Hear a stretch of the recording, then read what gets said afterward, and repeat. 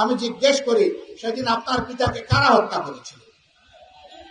যারা ৭১-এর রণাঙ্গনে ভোট ছিটিয়ে যুদ্ধ করেছিল, তাদের হাতে আপনার পিতাকে নিহত হতে হবে। আপনারাই জবাব খুঁজেন, এর জন্য দায়ী কারা? কারা সেদিন বেদকুটেরা ছিল? কারা সেদিন নব্য সৃষ্টি হওয়া বাংলাদেশকে তোলাবিহীন জুড়িতে পরিণত করেছিল? কাদের নেতা বলেছিল? ডাইনে যাদের দিকে তাকাই তারাও ছোট, বামে যাদের দিকে তাকাই ওরাও ছোট, সামনে যাদের দিকে তাকাই ওরাও ছোট, পেছনে যাদের দিকে তাকাই ওরাও ছোট। কাদের নেতা বলেছিলেন? কাদেরকে বলেছিলেন উদ্দেশ্য করে? সেই জবাব আজকে তাদেরকে বুঝতে হবে। কাজেই প্রতিশোধ জনগণের উপর নয়, প্রতিশোধ নেন আপনাদের অপকর্ম সংগঠনকারীদের উপর।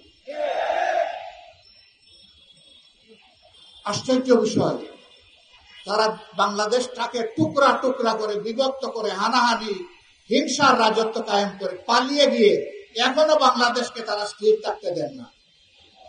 তারা মাঝে মধ্যে ফোনা তুলে ফুসফাস করার চেষ্টা করে। যেই জাতি আপনাদেরকে উচিত শিক্ষা দিয়ে তাড়াতে পেরেছে, সেই জাতি আপনাদের ফোনাও একদম গুঁড়া করে দিতে পারে। এটা মনে রাখবেন। এই দেশের যোদ্ধা 2 লাখ 4 লাখ নয়, এই দেশের যোদ্ধা মিনিমাম 10 কোটি। এই 10 কোটি যোদ্ধার 20 কোটি হাত সদা প্রস্তুত যে কোনো ষড়যন্ত্র রুখে দেওয়ার জন্য। আমরা আল্লাহ তাআলার সাহায্য চাই, আমরা যেন অন্যায় এবং অসত্যের বিরুদ্ধে আপোষহীন লড়াই করতে পারি।